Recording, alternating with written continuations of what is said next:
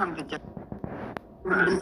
dhiisaa jettuun sunaatti Yo kunduga ta'e midhaan waan dhugaan taane dubbadhu. Dhuguma kudhaan amma isinii kenna birrii wallaahi kuma shanii machoo illee yoo ta'e. no hikmaa narra dhiisaa hikmaa obboleetitiya wallaahi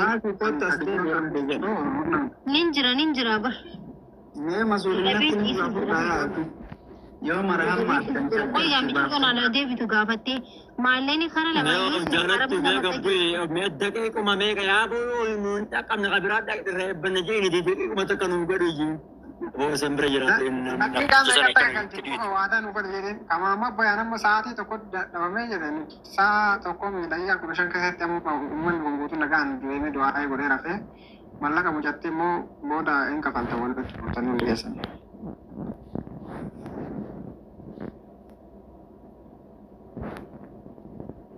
Umne wallahi lazim.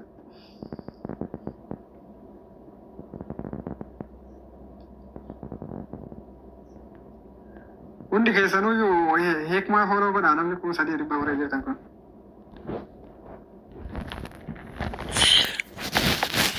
الدراما لين مركها قوم أبسميات Wallahi bil mucattee akka darasaa ta'eeti seetaa tuni mara daqiiqaa 5 eedu maal taate. كلام رجال واحد كلام اسلام واحد الثمن قال جي جتي مي اور كلمه يا مي كم تقول جي مي اور كلمه اور تمن مي تي مي عد مي اور جل جانا جل جي جتي اور كلمه تقول تو بريز وي خوفلان अब जाना तो और كلمه عد او ارين الرمتا غير نبات تكارين الرمبات انا بيوبا Gimana jecha mo jecha miti yettan oga na regarrarte. وادي واي جارن جرومي اوبس ايه تجرتي ما انجرتو بار انجرتو لا كنت تو كبر رازمي ادي ردي ابي الرز Ati muda tara kabdami mama be amo ringalchine. ابا يبي كوي على كوس ابرز ولا لا كوس كبر رازمي ادي sila aboo bar namichi yoo galcheeyyuu mallaqa of duuba deeffachuun danda'a. Isin maal gootanii wanni nu gootan? او كم تو دوبا دي بده دندام دي وانت اكونت رت غريدي مي اوبسمات اوبس من ساعه دي اوبس ناسا هاي اوبس فتني بر مالك نمني ترانسفر مكو ساعه دي مو ساعه دي نمني وامي کا گدسا لا حول ولا قوه سبو قوي مالين كون على فسيت انيزا Maamma mallaqa itti guddaa gootu kanaan halkan takka kafalee ittiin irrafa wallaahi lazim. مالي تربت انا برايس اتشي جورتني تبدني ازي ولي تسديبني از ولا كم نجر Amma نما فيما فيما زمان فيما غوغوي تو متا كان نما سجيدي فيزا نما ابدني diaspora singkatnya diaspora gogoga kagif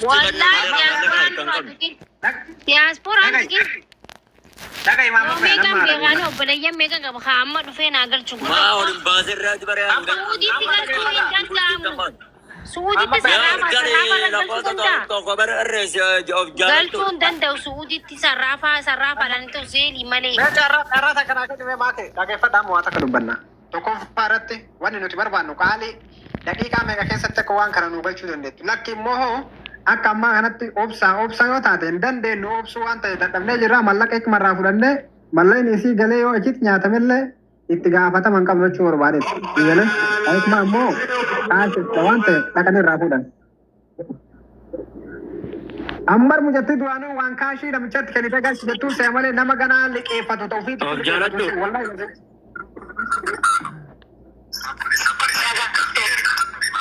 Majet. Ani jettu ganawan kabajaran kamne kan dari nama galata kamne kabajaran kamne tele kuno katanya nama kanan tok kabajaran nama poli tole nama poli nu katanya tu wani jecha jara sini jene nami ke sana iso biro yang dulu itu bisa tora ke yu kon kan tin jauh tu Disi wae nama disi amma mal jenni me abo. Eh?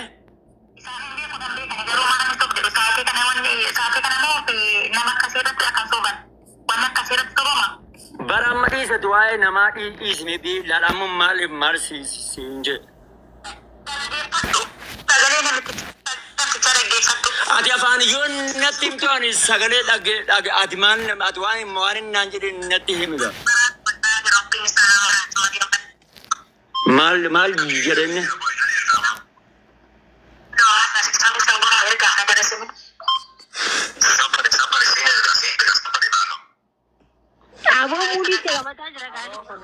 Ajayaan Saasa jiguutu sabbari maaloo ilaande. Mana ainatu ነው ቃቦ ማለቀ ከበዱ በጅኝ Uddu arreetin haasa'u mallaqa usme ati aboomaan obsinaami haga dumnutti obsinaamiti kuma shanii jecha kurmaata bira barbaadu otoo kanan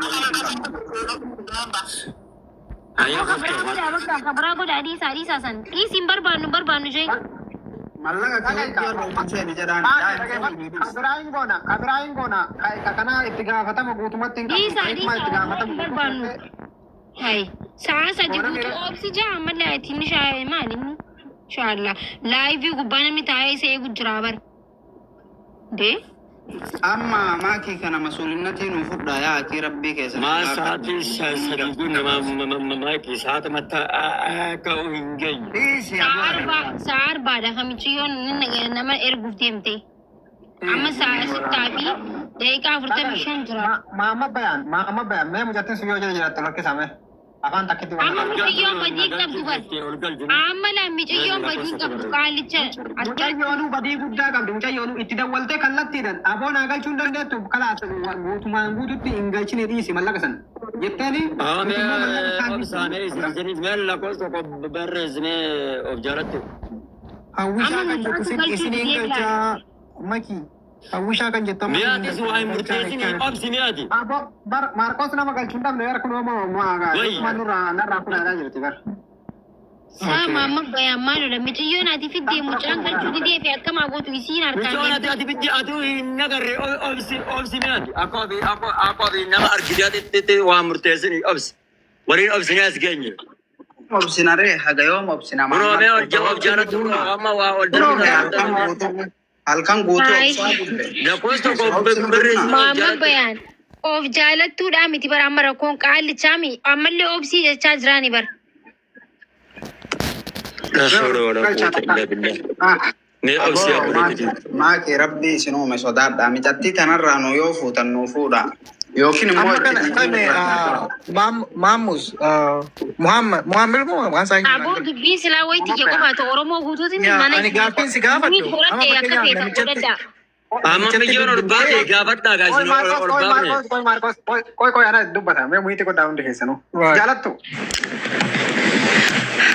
abeet maal siin jedhe namichi hin galchamoo hin galchaa kan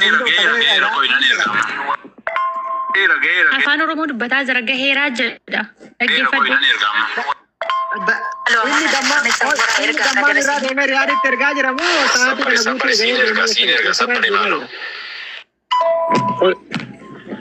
Laaf jalatti sagaluma san irratti nama hanqanaa laayif irratti taa'ee seeku jira. Miciyyoon du'aa jirtii jeen. uf jaalattu eessa jira jidda jira jidda jiraami Aywa. karaa gabaabaa Muzammilitti hafiti. alaa xuuliina la anatu mana isaa dhaqa akkanumatti laayif kana keessa taa'e bakka inni jiru erguu yoo dadhabe qaaman karaa Ma erga akkana ta'e immoo otoo Mozammil otoo ka deemtee dhattee fuutu ta'eeti maa gochuu sa'aatii amma kana sirra teenyare. Amma erga deemtee deeqa shan deeqa saafeetee gana dhattee. jidda jira bar jidda jira muzammil Maa yoomnatti hin tarree wayina gaafannaan isinii deebisuu dideen. Bilbila adii ijoollee isaatti kan ijaarratti bilbilta hojjaa dubbattu habiibti. Lakkoofsa namaa zimmedhee madabarsee wanni godhaa jaajamaa kunooti sanitti haasa'aa jiru hoo isinitti dhaggeeffataa jirtan yaani ofii kiyya daalitti haasa'an jiru ani kaardii keessaan qabu. Sagalee kana deebisaa jira. natti lakkoofsa isaa kennu Wayitoo silkiin irraa kaasuu dide ishii lakkoofsa isaa namatti hiree nama tokko irraa kaasuu danda'a jedhee lakkoofsa isaa hiruu Ati danda'a. waasaa biraa jedhaa jirta biree sagalee hojjaasaa jirta aadiin itti dawwalanii namni kalaama wayii hojjaa dubbata waan dhugaa ta'e waan qabatamaa habiibti marra koo qabamaa lakkoo isi gaafadhu isaa iyyuu itti kenna ijoollee dhiiraa sanatti itti haa dawwaltu. ani bar Maal kenna kun normaala. jiddaan keessa dachiin guutuu sarraafadha sa'aatii kana guutuu achi ga'e jedhaa ka oolu ani tanaa jedhe sila Itoophiyaa se'a kalafa kiiloomeetira meeqa gammoojjii baanee Laani mallaqa erguuf yoo guddate daqiiqaa 10 irra gaafata namichi hundaanii taphataa Isin jira. faan. yeroo ammallee afaan oromoo qulqulleessinii walitti bilbila isaa ifidaati bilbilee isa jirta bifnee sirraa silkiin isaa fuunaa beekira laal silkiin isaa beekira dhageeffadha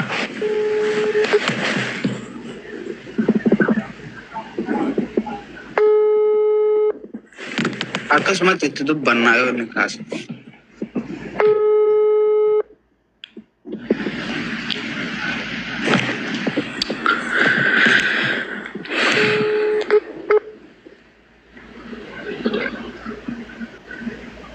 keeyyuun kaasu. Sawwaayini biyya kanaa si jammarii sa'a jaabota yoo ta'e malee irri baay'ee qabu. Maal taata yaa?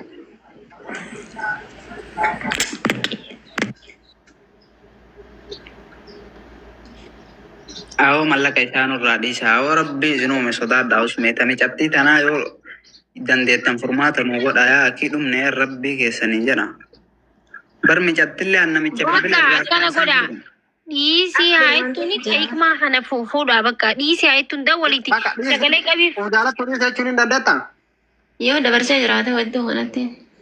Amma badisii asoo lokkoo isinitti kan ta'e isin waan wayii isarraa adda. Gaafadha taa'eef keessu. Argame taanaan kalas dhiisee nan jedhaan yaani. Bakka akkana jeenaan. Dhageeffadhu erga hin dandeenye dhiisii jedhiin bakka. Laa maaliif namaatuudhaan nama hedduutu taa'ee si eegu jira laayivii irratti namaatutu harka namaa jira. Lubbuu namaa qabsiisnee sitti bilbilaa jirraa jee itti miree ati jala muriiti. Yoo ammatti dandeette yoo dandeenye immoo dhiisii jetteeni isarraa murteessitee waan tokko himuu qabda yookaan lafa isaa ijoollee kennuu qabda sanuma lamaaniif jaalattu. Eshi. Muzammil Itoophiyaan barbaaddu maa Itoophiyaa qabrii namaa dhagaa dhaabsisuudha. Yoo baankiin galchuu sodaatte galchuu hin dandeenye immoo namni qaama sirraa fuudhuun jira yoo jidda keessa ta'e. Muzammil metachi ergina miilumaan dhagaa irraa fuudha yookiin taasii qabatee bakka inni jirutti. Sun afdala arsila qaata fuunaa osoo gartee wanni akkasii awoo yaa kibis. Maammaddu kana mara nurraan yaa na kallanna.